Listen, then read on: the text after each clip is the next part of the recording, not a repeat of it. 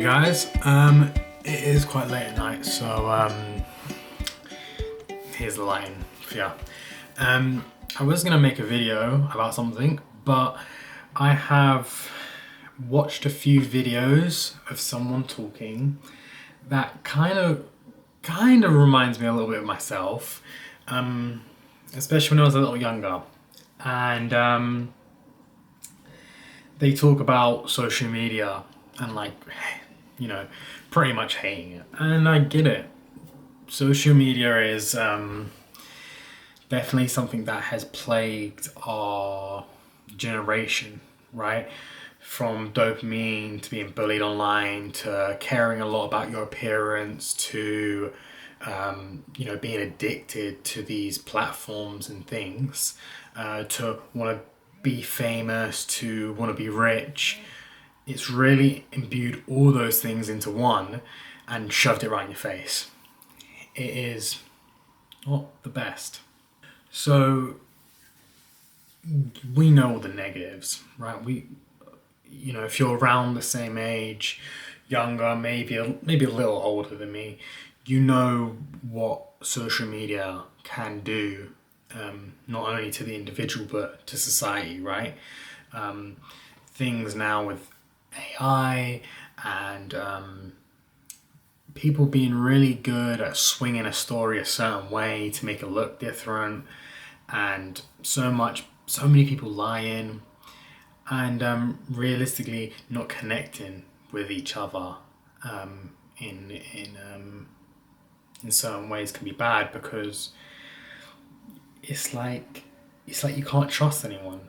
And because of that, it's like social media becomes nothing, you know, which is really bad, because social media can be used for good, and it is used for good. But when you stop trusting, not like, yeah, AI, you're not trusting that, it's a lie, right? But then when you stop trusting people because they lie a lot, it's just everything falls from there, and social media becomes literally not worth it at all.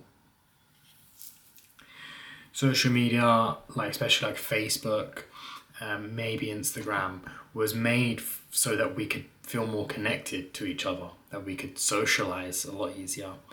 But actually, I think a lot of people in my age group can probably relate to this.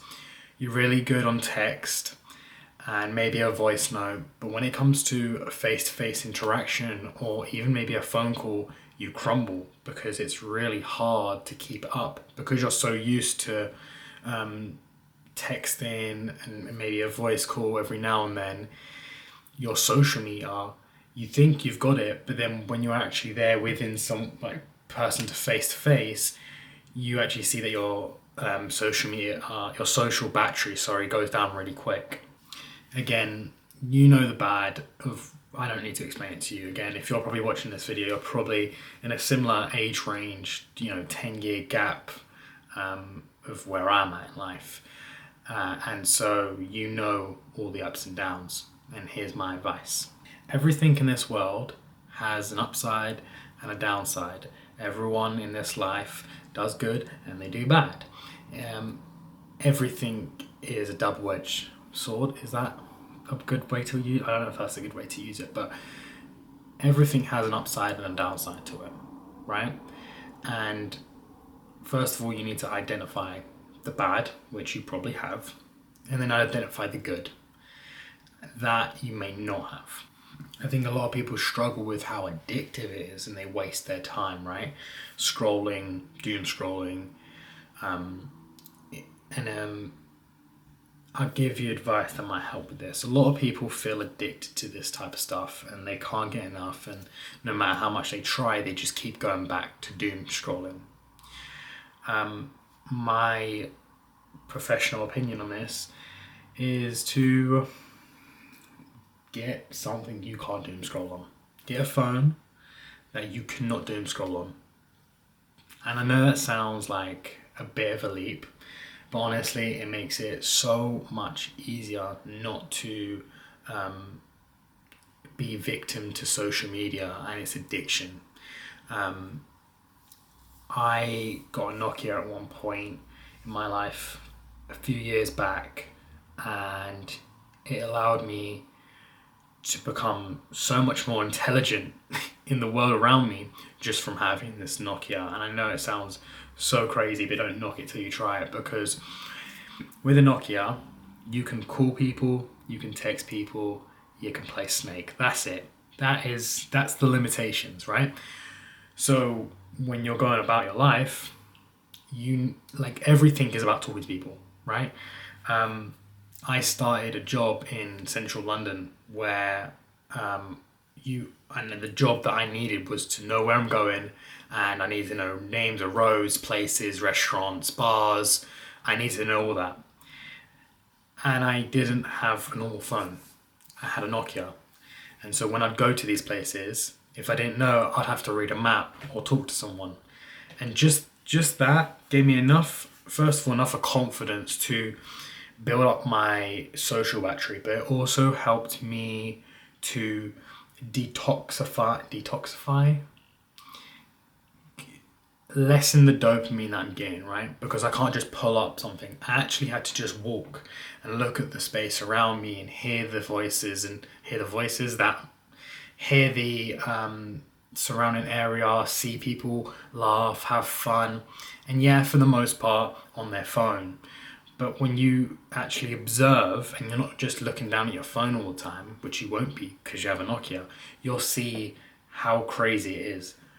Every single person is on their phone. Like 99%. It's like they're living in one world, and there is a few people that are not. And it's like when you see those people, you're like, wow, like you can just see how much more life they have to them. Not to say that just because you're on your phone, you don't have soul, but a lot of people get consumed by their phone, and it's crazy when you don't have one and you have no option but to look up. At the time of doing so with this Nokia, I started meditating not long before it, and it went from me being able to sit there for maybe a few minutes at a time to 10, 15, 20 minutes at a time.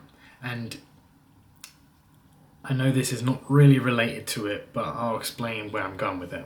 Someone once explained to me, if you don't prepare yourself for what you're going to do, what you're going to do is going to be rubbish, basically, right?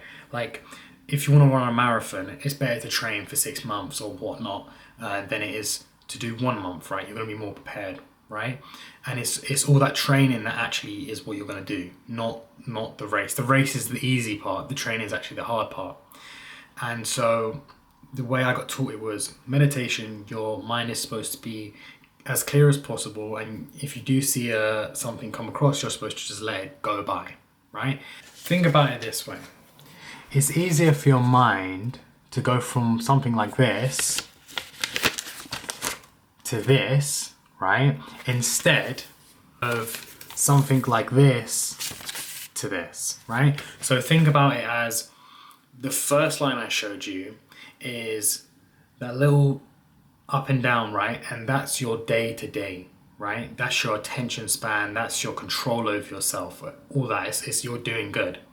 And then you go into doing what you want, right? No matter what it is. I just say meditation because it was my experience, but let's say you now need to focus, right? Whether it is learning an instrument, doing art, whatever it is, it's easier for your mind to go from that little up and down to blank, where you need to concentrate, from your mind going like this all the time and then to go dead straight. It's very, very hard. So it's like preparing yourself to do what you need to do, not just doing what you need to do. It may not make sense, but I promise if you think on it just for longer than a couple of days, you'll be like, okay, I kind of get it. I promise you. At the end of the day, life is hard and there are so many obstacles in your way. And no matter the obstacles that have been put in front of you, whether you're, poor, rich, not loved, you're paralyzed from the waist down, you are, stupid, I don't know what it is, whatever obstacle has been put in front of you, even if it's not an obstacle that you've put in front of you, you need to overcome it. And unfortunately, sometimes that's very unfair, right? But life is unfair. Life is unfair. And I would say, other than crying on that too much, sometimes a good cry needs to happen. And you need to just be like, life is unfair. But once you've gotten over that, you need to sit there and go, okay, this obstacle that's been put in front of me was not put here by me. But unfortunately, I need to be the one to jump over it. And that's the reality of life, right? Sometimes a lot of people get unlucky. You get unlucky with maybe your friends, your family, your mum, your dad, your living situations, where you are in the world, how you feel about something. There's always going to be something in front of you. And the sooner you realize that that thing won't move unless you do so. Unless you do it, it won't change. And you have to put hard work into it.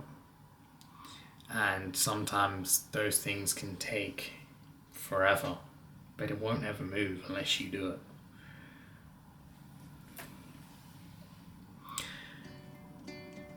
I think that's it. I'll talk to you guys tomorrow.